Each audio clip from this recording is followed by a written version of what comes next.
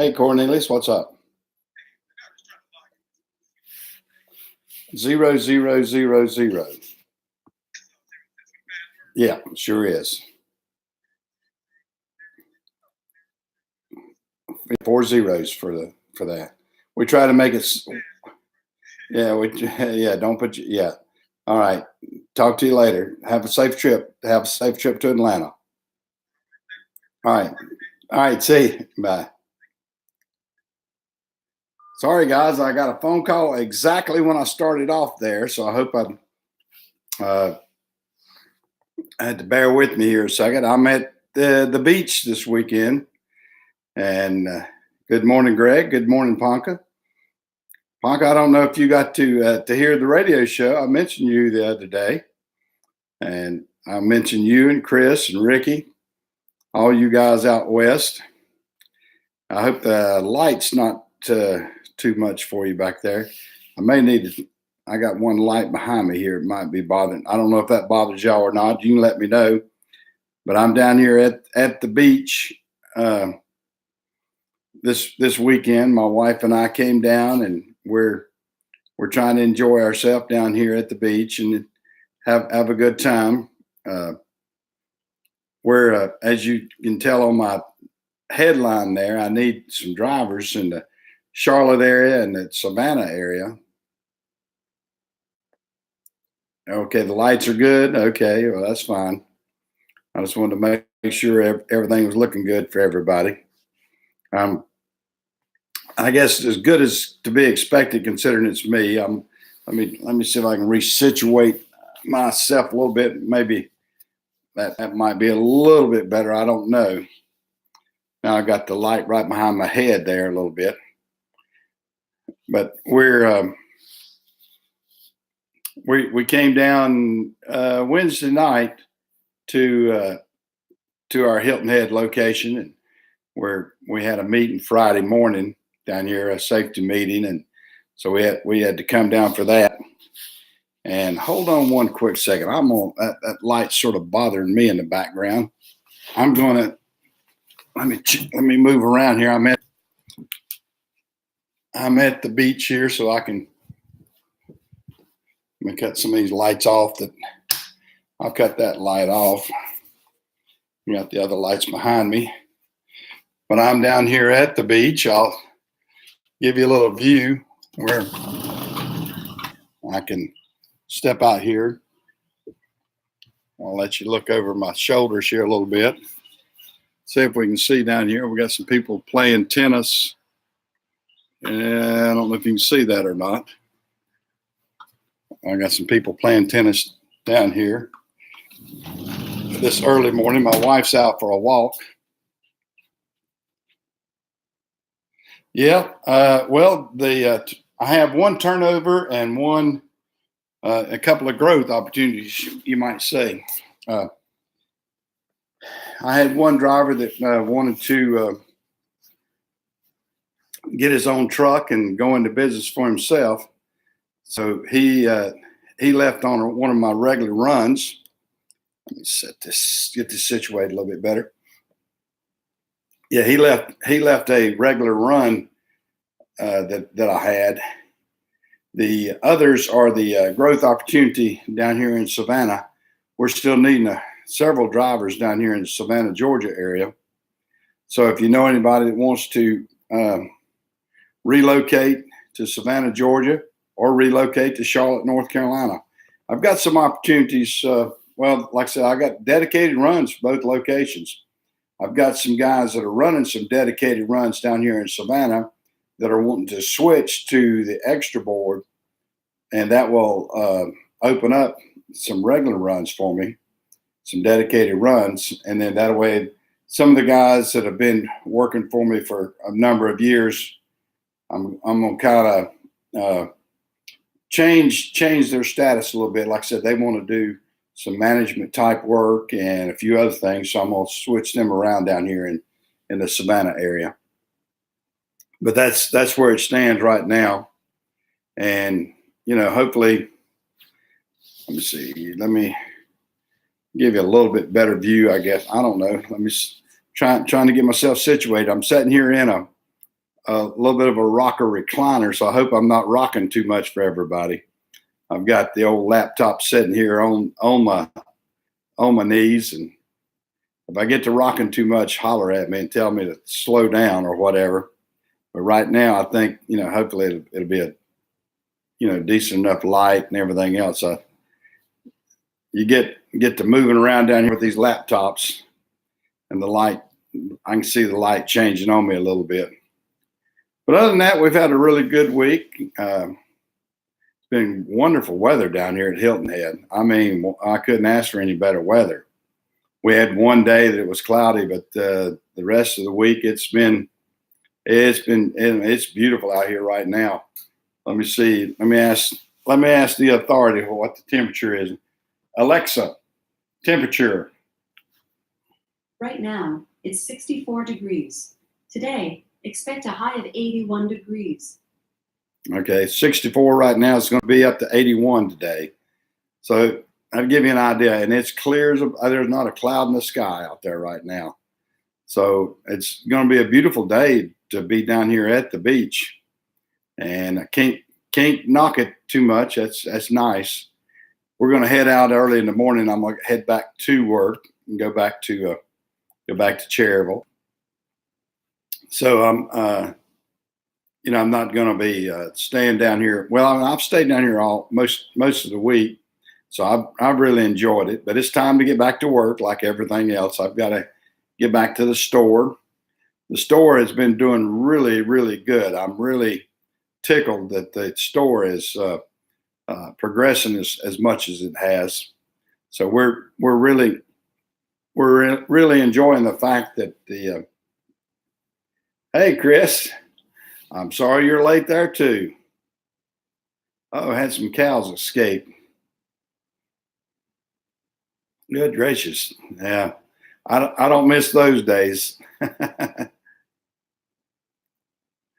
Okay, thank you. I hope you enjoyed that. I'm down here working on next week's show while I'm down here at the beach, and enjoying that.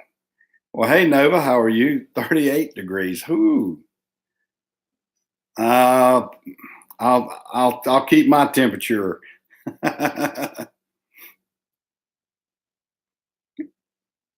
Yeah, that's exactly right, Chris. Yeah, you don't want them showing up at the neighbor's house, that's for sure.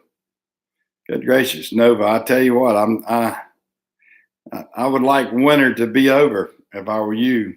I know I've noticed the weather forecast. They were talking about snow over in Minnesota, I think it was, in a couple of places. Oh, it snowed yesterday for you. Wow. Okay.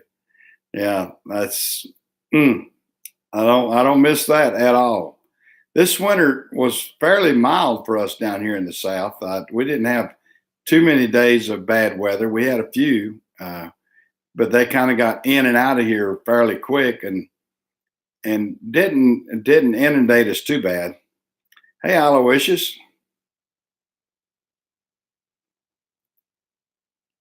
Yeah, that's right.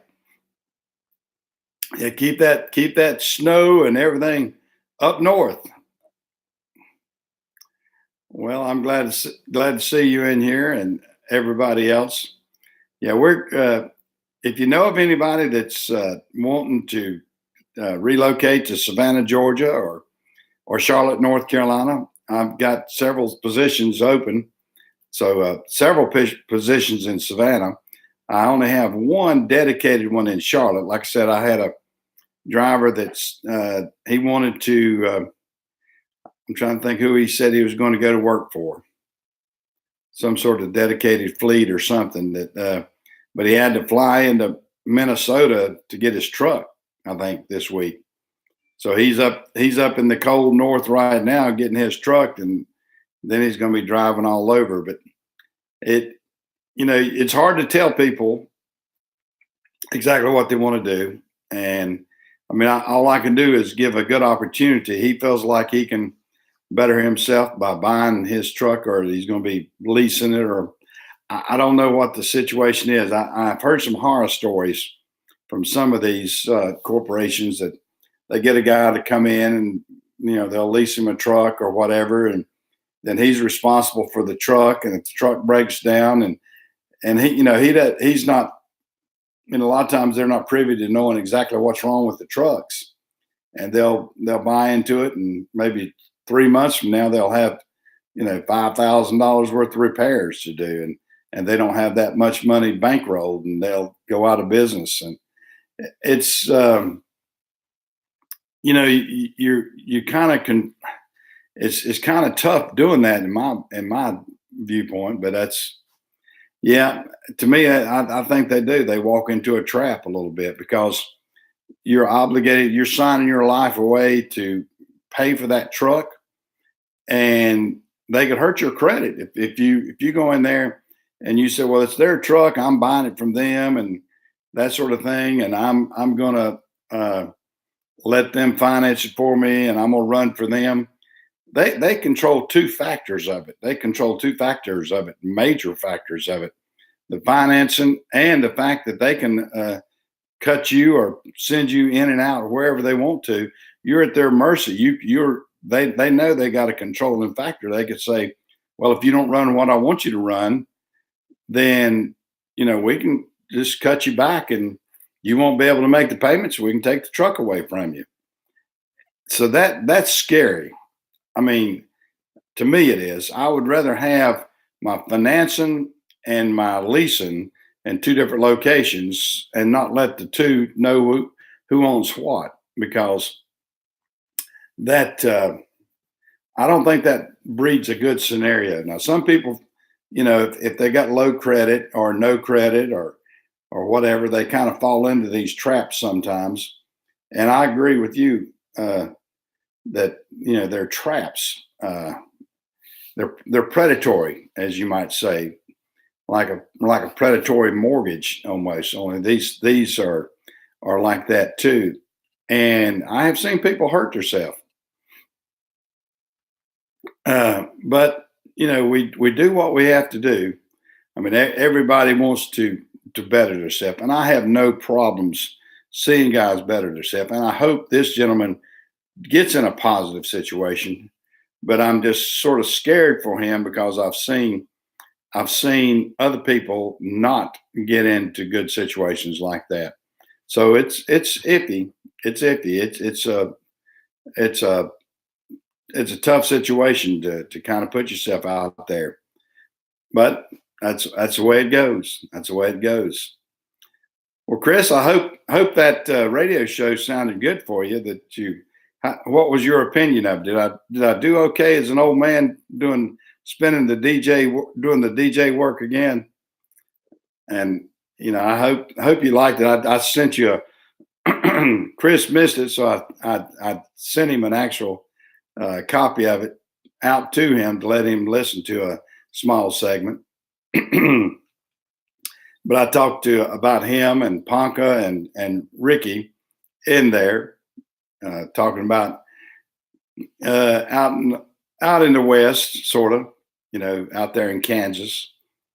So I hope they enjoyed that. This week I'm down here at the beach, so I'm actually gearing this show around beach music, or Carolina beach music, as we call it down here. We've got our own flavor of music, and down here in the Carolinas, with a lot of music that we shag to.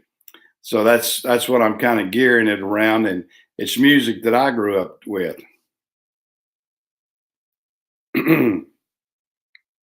Okay, well, do that. Well, good. Yeah, I'm now. This week it'll be a little bit different, probably, Chris. This week you can listen to it also. I mean, I encourage anybody and everybody to listen to it, and probably ought to. Let me type in here where I have to get my keyboard fixed here. There we go. All right, I'm gonna have to bear with me as I'm typing.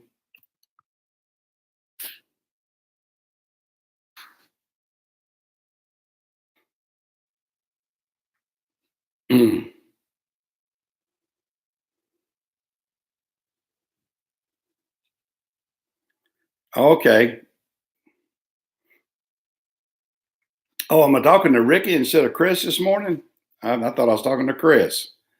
Oh, Outlaw Raw. Okay. Outcast Raw. Okay, I got you. I got it squared up there. I saw which ones it was there. I got you. Hmm.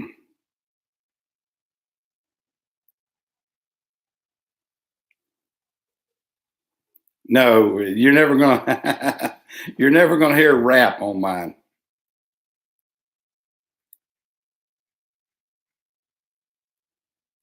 No, everybody has to be a driver. I can't subcontract.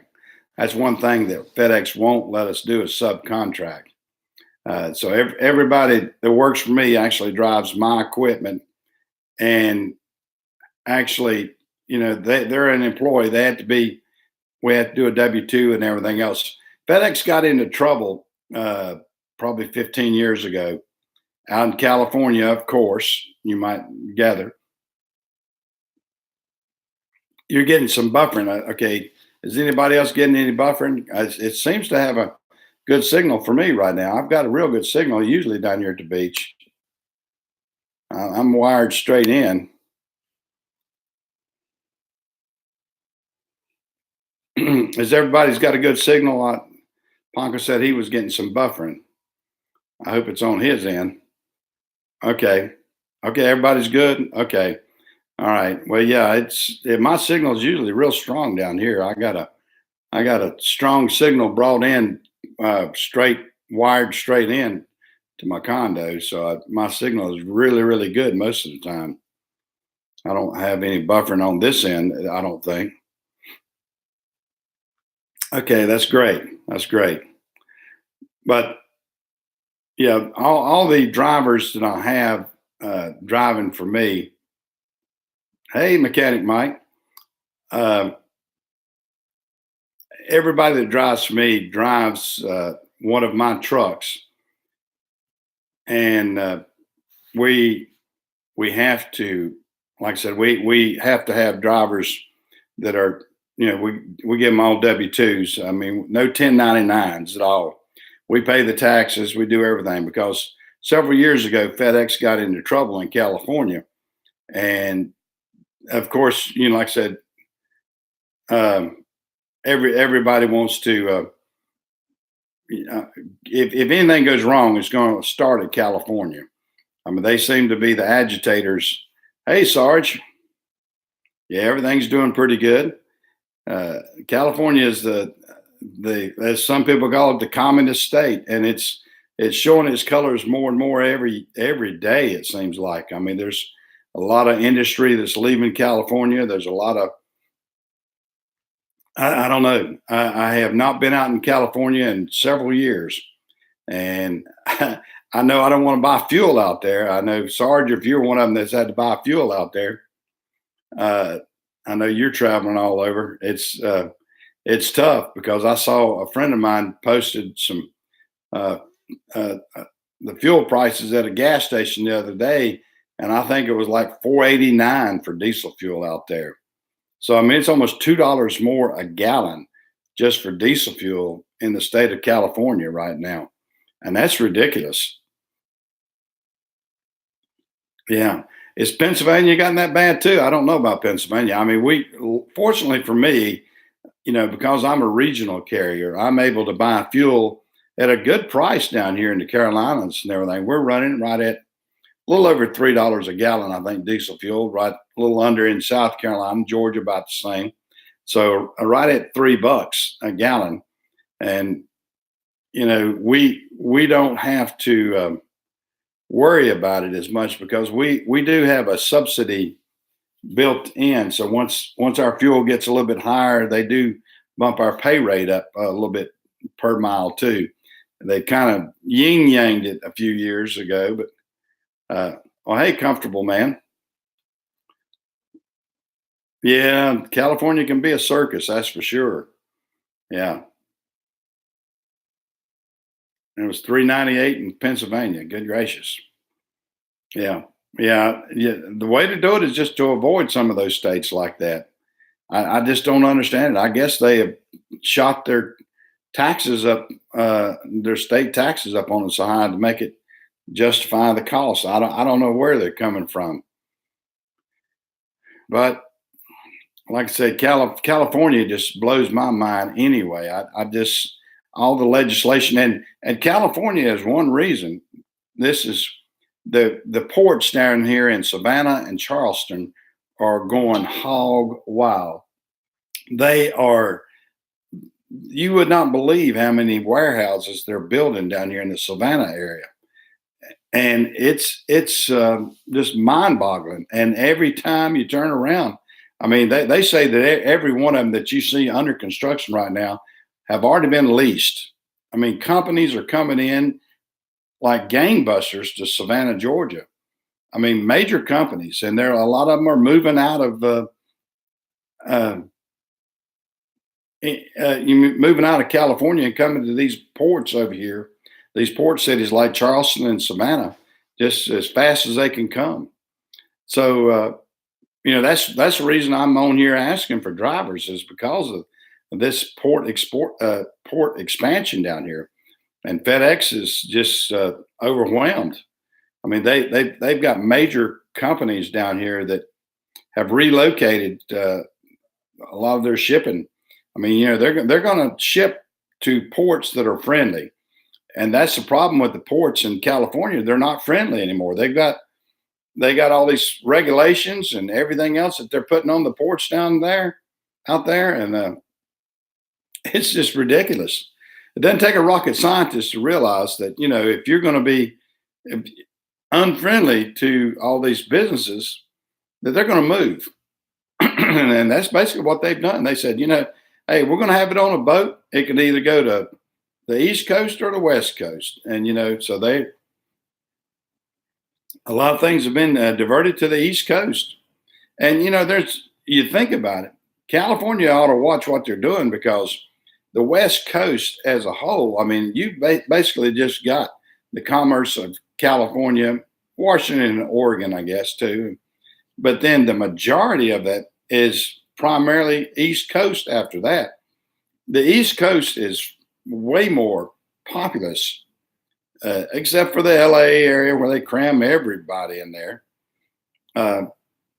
It's just ridiculous. And if businesses, if California keeps being against businesses like they are, and I don't know what their structure is going to look like in a few years.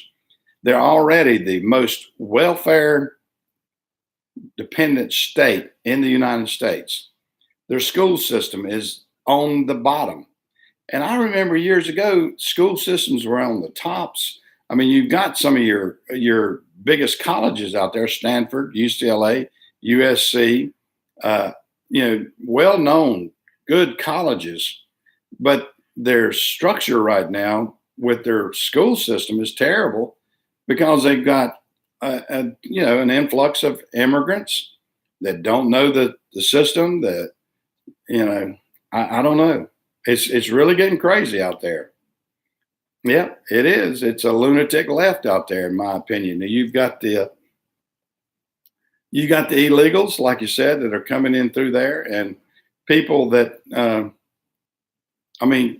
guys, I do not understand it. I mean, it is it's crazy, and it's shifting the economy. Hey, Jan, how are you? Well, I hope it's nice in South Africa. See, what time is it in South Africa now, Jan?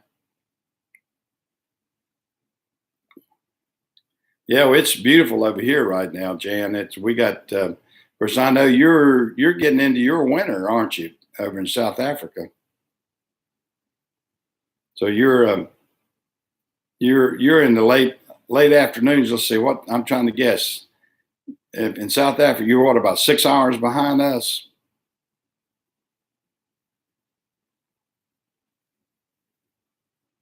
Yeah, no, I'm not needing to drive. FedEx hadn't gone to South Africa yet, so I don't think I'm gonna need drivers in South Africa. Uh, yeah, I think I'll pass on that. uh,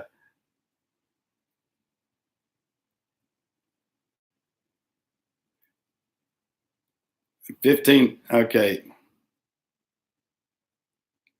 Yeah, and the winter's starting there now. Okay. And you're 15 hours behind us. Good gracious. So it's nighttime out there right now for you. Yeah, it's 9:30 in the morning, 9:30 a.m. here. Or wait a minute, you're 15. Wait a minute, you're say 15:30. So are you saying 2:30 in the afternoon? Or you're 2:30 in the afternoons? 6 hours ahead. Okay, that's what I thought. Yeah, I got you. 6 hours. 6 hours ahead of us. That's what I thought it was because I knew that I've got some friends in England area and they're like 5 or 6 hours ahead of us and that sort of stuff. And I knew running down the coastline that should be close to the same if you're to go north south and everything. I think England's a little bit further west of South Africa. South Africa would be well, I guess depending on what area are you near Johannesburg? Not that I'm proficient in, other than looking on a map what it looks like in South Africa.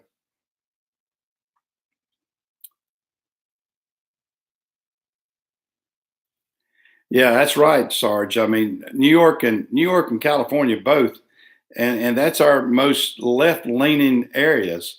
And it's common knowledge. I mean, the average person looks at it and you go, well, what are your two most dependent areas of the United States? It's New York City and LA. What are there? Is the most left leaning? New York and LA. I mean, and those two cities are huge cities. I mean, you're talking in the millions population wise. So they do control a lot.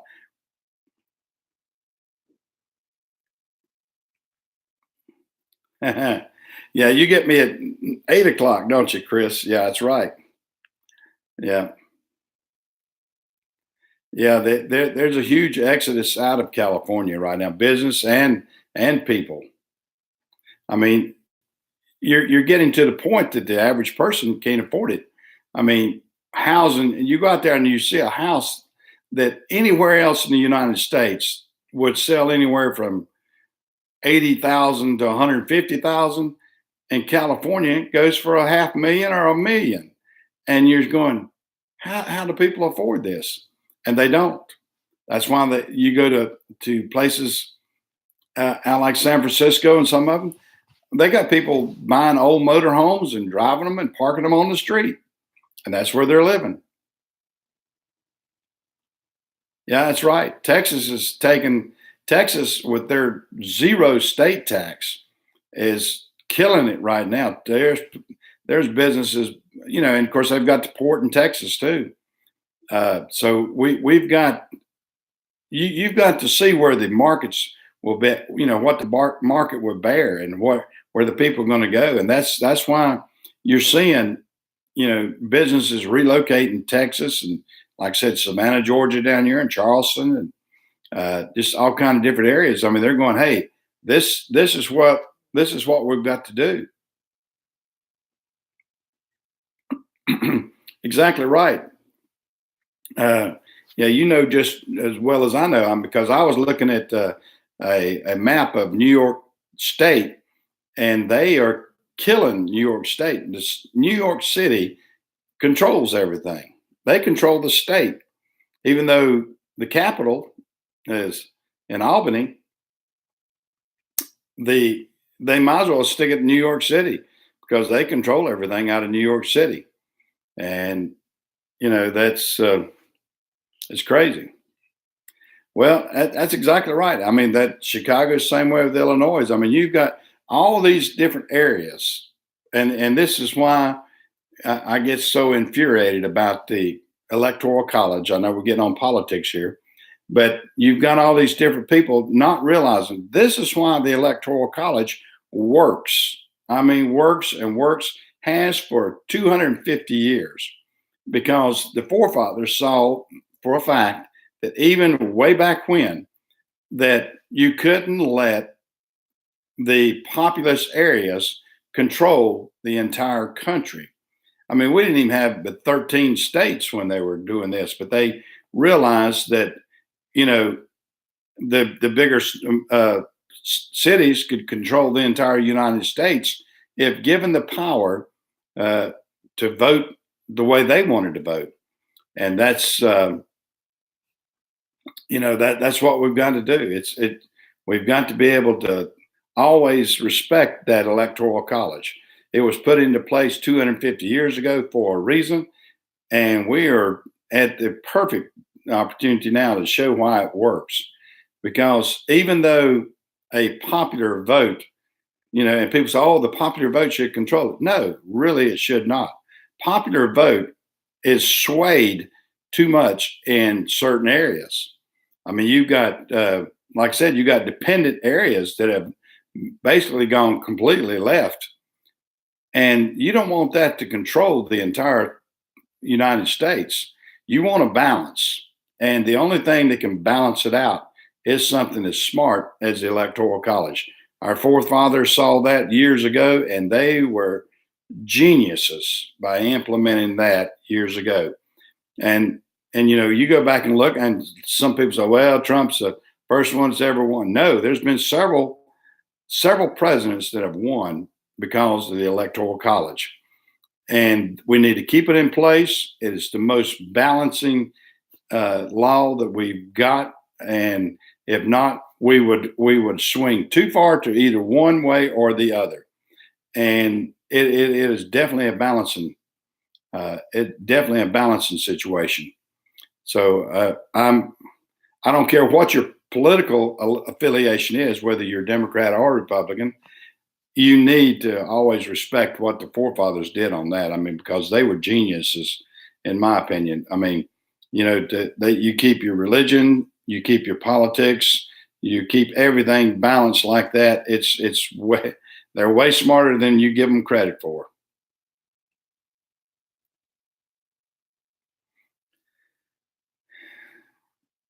Yeah, Jan, I hope you've been watching.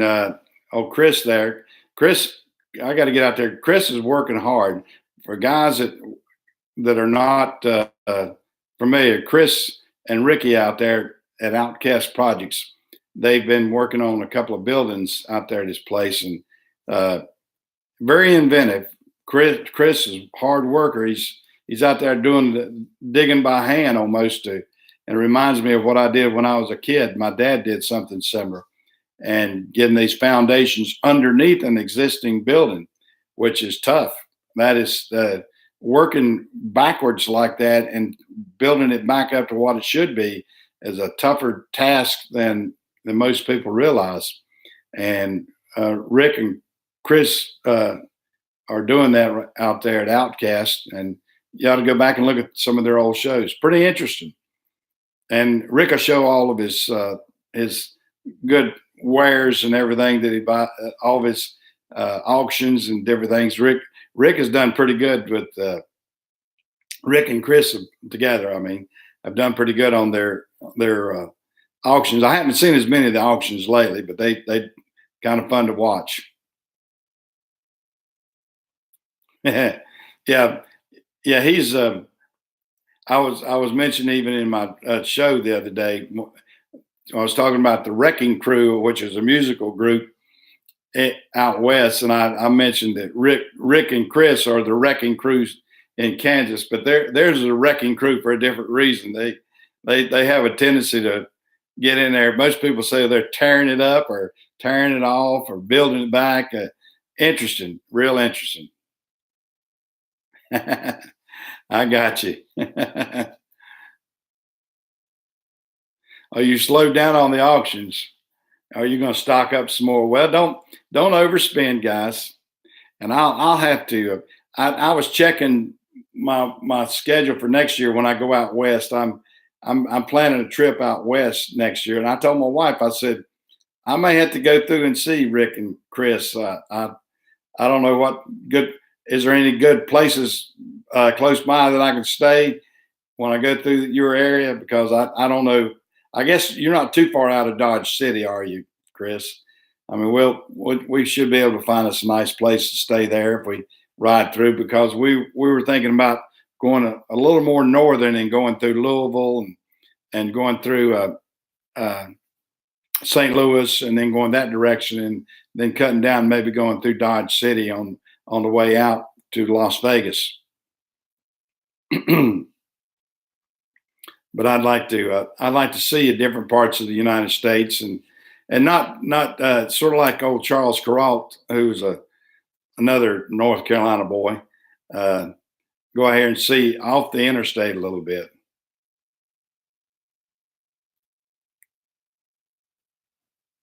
Oh, the casino will give me a free room. They'll want me to gamble, wouldn't they?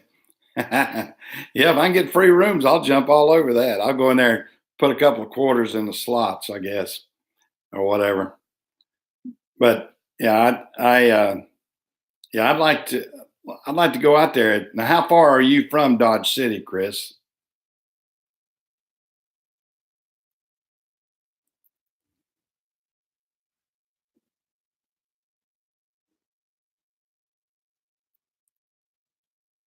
You're gonna have, oh, you're gonna have one of your buildings finished out there then?